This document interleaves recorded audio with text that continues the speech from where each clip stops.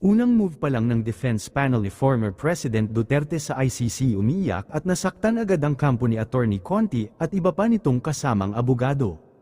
Kamailan, nagpakita si Attorney Conti ng mga peking biktima ng war on drugs ni Duterte, partikular na nga daw si Aling Sheila, at nang mabisto ay tinatakot nito ang netizens na rumesbak kay Aling Sheila. Umabot pa nga sa punto na nagdemanda daw sila. Subalit ang hindi nila inaasahan na gamit ito ng mga abogado ni Tatay Digong laban din sa kanila. Humihiling kasi ng valid ID at passport ang kampo ng defense ni FPRRD para nga naman maiwasan magkaroon o maulit muli na may peking witness na maging witness sa ICC.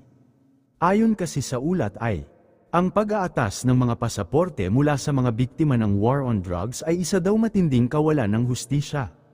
Nanawagan kasi ang mga abogadong kumakatawan sa mga biktima ng drug war sa defense team ni dating Pangulong Rodrigo Duterte para sa kanilang panukala na kailanganin ng mga ID o kasalukuyang Philippine passport bilang pagkakakilanlan sa mga lalahok sa isinasagawang proceedings sa International Criminal Court.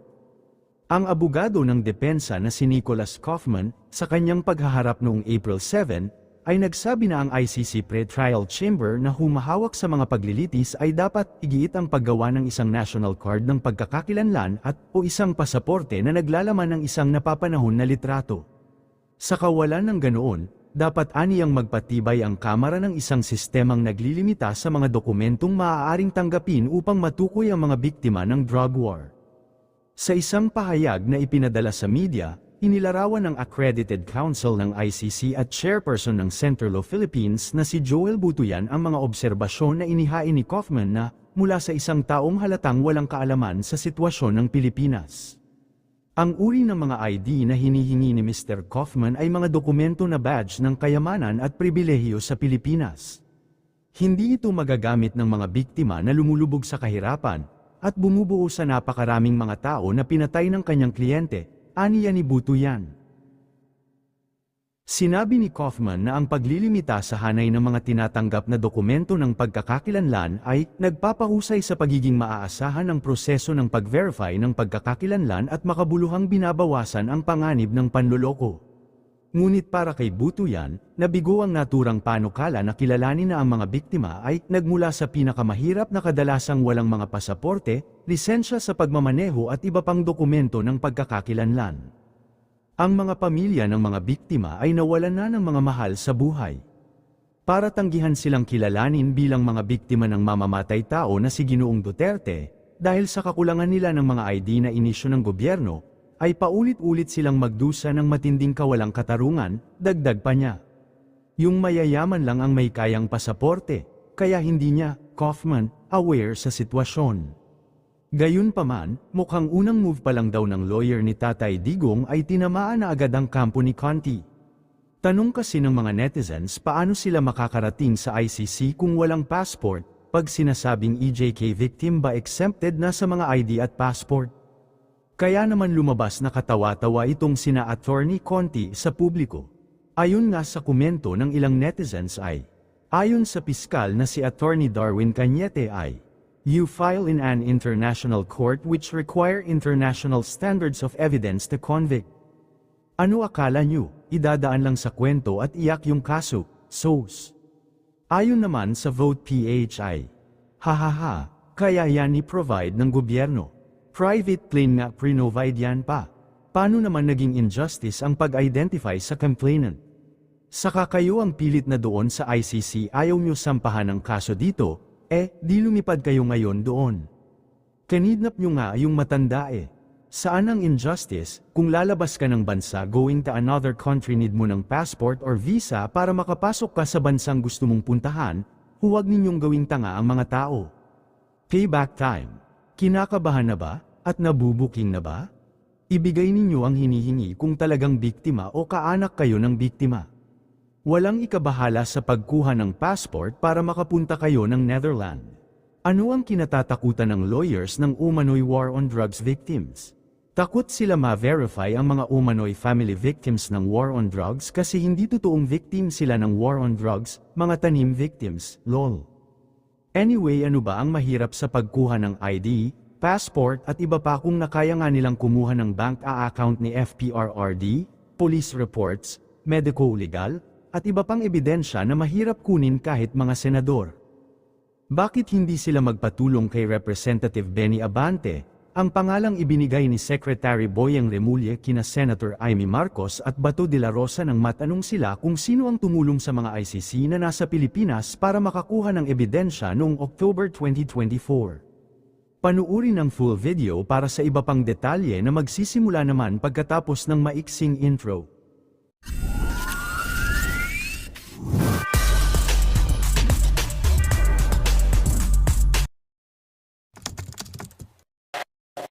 Garma and Leonardo, is that right? That became pivotal prosecutor. Would you like to assay an opinion? Yes. Mahalaga po yun, yung dalawa, no? Yes. Again, good afternoon, Madam Chair. Yes, Yes, you po. are correct, Madam Chair, in pointing out that Rowena Garma was one of those witnesses called in the Quadcom committee hearing, and her testimony in that Quadcom committee was one of the more important highlights of the investigation. There were other witnesses who were called, I believe. Oo, I think the Leonardo testimony was also very crucial. That is correct, Madam Chair. And they identified an individual called Muking Peter Parungo, among others. Is that correct? With a bank account where allegedly the incentives to policemen were deposited. I believe that was mentioned, Madam Chair. Yes. Okay. And SOJ thereafter urged the DOJ to cooperate and assist with the Quadcom in providing all the testimonies necessary. Is that correct, Secretary Remulla? Yes, ma'am. And in fact, we have written communication with each other on Oh, this is matter. that so? I'm Yes. only aware of the Department Order 778. No, but with the Quadcom, it was a formal turnover of documents. I see. The former president also appeared at the Quadcom noong November. Di ba napunta din siya dyan.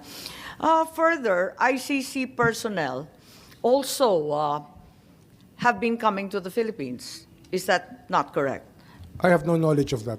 I have no personal knowledge, ma'am. Yes, in the transcript of the first hearing, I believe you said that you have no knowledge that, as a matter of fact, labas-pasok. Parang ganun yung sinabi nyo, labas-pasok ang mga dayuhan sa Pilipinas, di natin alam kung sino-sino na yan. Tama po ba? Tama po. Nasabi ba yan? Oo, tama po yan. Oo, Tumpak po. tama ba yung sinabi ninyo dati? Opo, yun po sinabi ko.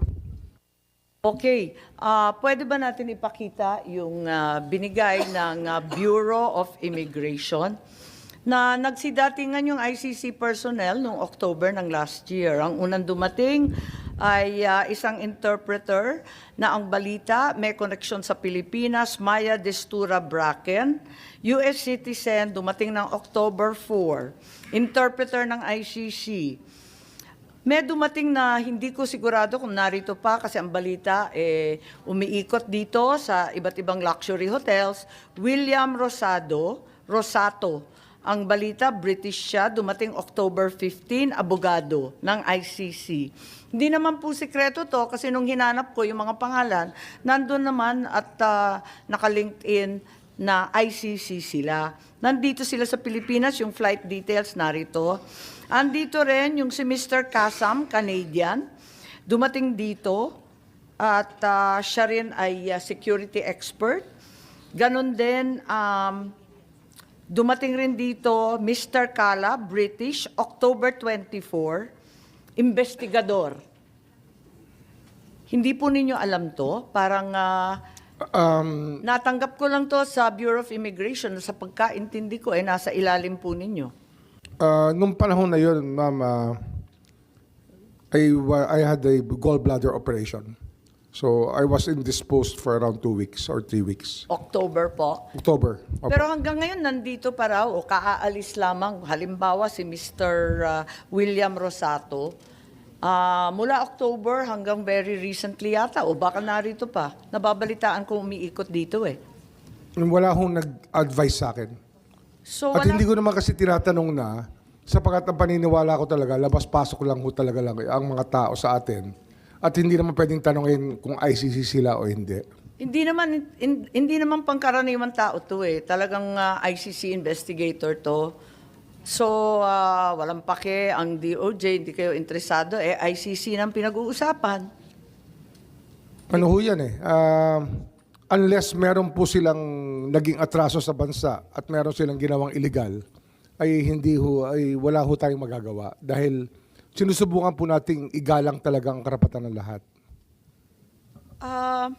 Sinasabi ninyo na ganun, subalit mukhang may proposed agenda sila para magbigay ng mga dokumento, affidavit, mga post-mortem record. Somebody clearly arranged for their accommodations and transport, hindi po ba? Alam nga naman hindi ko nag-grab ho, car ano eh. yan o 3 sakay ng jeep para umabot sa batasan. Kasi sa batasan sila di ba? Alam nga naman na alam nila, mga British, mga American, nakakakuha sila ng dokumento sa mga presinto. Hindi nga namin makuha, mga senador kami. Ano ho kasi, ang mga dayuhan po na kagaya po nila sa nationalities nila, visa-free po yan for 30 days. Oo, alam kong visa-free, pero alam nila pumunta sa iba't ibang presinto sa Caloocan, alam nila hagilapin yung mga tao sa Batasan Hills, at higit sa lahat, tinulungan sila ng pulis para kumuha ng mga PNP documents. May alam ba kayo, General Torre, Chief Marbil? Malamang po, kung Bakit kung tinutulungan? tatanungin niyo po ako dyan, kung may alam akong maaring tumutulong sa kanila, marahil may kilala po akong tumutulong sa kanila. Isang pari po na matagal ko ng kaibigan na tumutulong sa kanila. Hindi, kasi ang liwa-liwanag, andito sa screen, hinihingi nila yung mga testigo, yung documentation, mga police blotter, mga ebidensya. Hindi yan binibigay sa miski sinong turistang tumatambay. Tinulungan talaga sila, di ba? Hindi po ang DOJ ang tumutulong sa kanila. Sino kaya ang tumutulong? Baka naman si Chief PNP Marbil, alam niyo kung sino tumulong. Dahil nakakuha sila Pati mga ospital, nakadali sila ng mga confidential records kung sino-sino ang DOA na dumating sa East Avenue. Sinong tumulong sa kanila para hagilapin lahat ito? Kasi hindi naman makapanipaniwala isang British, Canadian, Amerikano, nakakaikot sila, sisipot sila sa presinto, ibibigay ng pulis lahat ng dokumento. Marami ho kasing civil society organizations na tumutulong talaga sa kanila. Di ba yan din nga ang reklamo nila, hindi sila binibigyan ng dokumento ng pulis? Baka si Chief Marbil, may alam po ba kayo? Bakit binibigay lahat itong hinihingi? Madam Chair, Police blotter, seized evidence, radio transmissions. Naku, talaga, tactical operations na to, ang bigat Tapos yung drug operation details, total number during the time period. Yan ang hiningi nila sa Batasan Hills Tapos ibinigay naman. Ba't po nagkaganon? Kadali-dali sa kanila.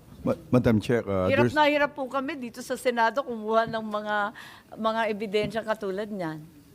Madam Chair, during my time as Chief of the Philippine National Police, I have no request coming from the ICC to give any information regarding this matter. Si Executive Director Alcantara, alam po ninyo na may humihingi ng kung ano-anong papeles?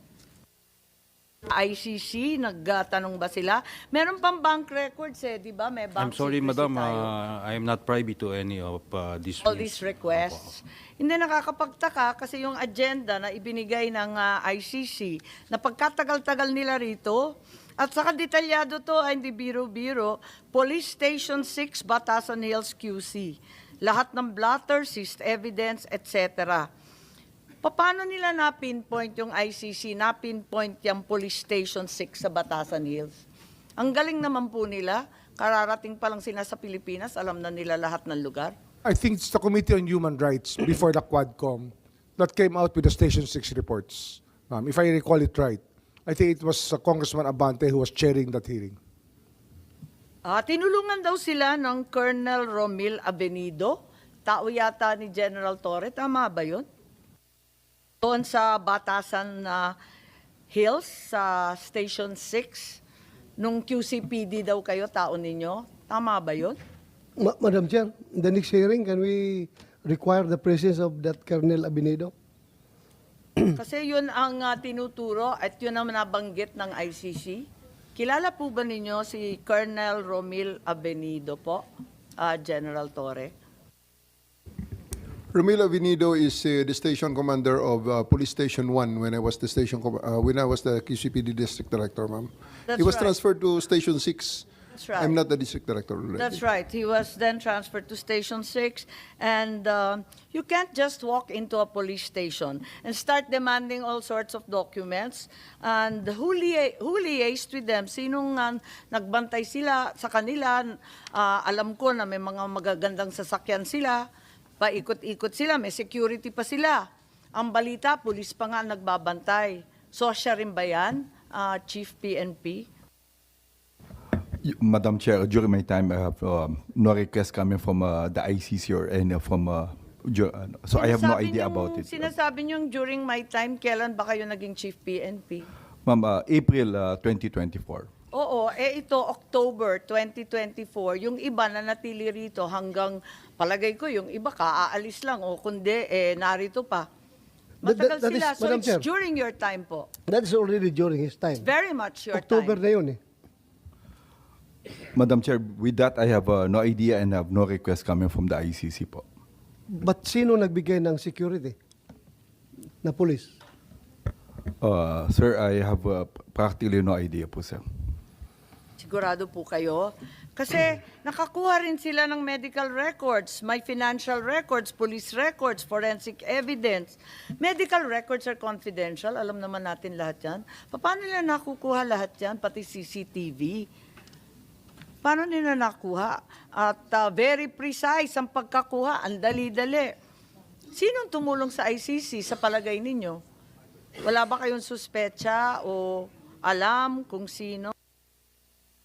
Ma'am, Madam Chair, we will just investigate, but I have really no idea regarding this matter. Si General Torre, pinuno ng CIDG. Siguro alam niya, kapag may tao na nagtatanong sa mga presinto, sa mga ospital, hindi ka ba magdududa, mga dayuhan pa man din? Hindi ka ba magtataka na patanong-tanong? Siyempre, aalamin mo, ano ba nangyayari dyan? Ba't nakikialam? Hindi mo ba naramdaman na andito na yung mga dayuhan, tanong na ng tanong, ang dami-daming hinihinging ebidensya. Sino tumulong sa kanila?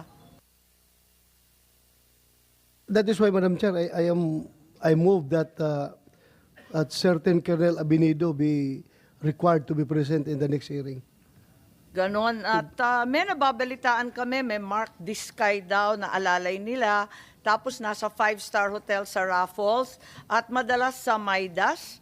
At doon nagtatrabaho. Maraming presidential suite, sunset suite. At kung ano-ano, 5 to 6 security daw na provide ng ating kapulisan at 4 to 5 na mga tsuper na nag-i-standby. Tapos umiikot sila, may mga escort pa sila na Pilipino at ang balita ko, nagkaproblema pa sila dahil doon sa Forbes Park may umihi yata at nagalit yung mga kapitbahay. Kaya ako lang narinig to kasi mga VIP daw, kaya hindi daw pwedeng guluhin. Wala kayong nababalita ang ganyan? Yung tungkol sa pagtitipon, pagkakaladkad sa iba't ibang testigo dyan sa Maidas Hotel, may mga important individuals, mga VIP rin, na ini-interview nila 3 oras minsan. Hindi rin nyo napapansin. Madam Chair, I have no idea regarding this matter. May balita na si dating Senador Trillanes, may ganun din. Si Ambassador Lacanilao, meron ba kayo alam dito? Kasi hindi rin namin alam to. May alam ba kayo kung sino ang tumulong sa ICC? Wala ma'am, wala ma'am. Wala ho akong knowledge regarding sa ICC on their dito status nila dito o kung So ano. walang may alam kung sino tumulong sa ICC. Pero tinulungan sila ng todo. At sigurado ako na may suspecha siguro tayo. Sinong tumulong sa ICC? Andyan yung NSC, laki-laki ng budget sa Intel. May Intel funds AFP, may Intel funds lahat ng PNP.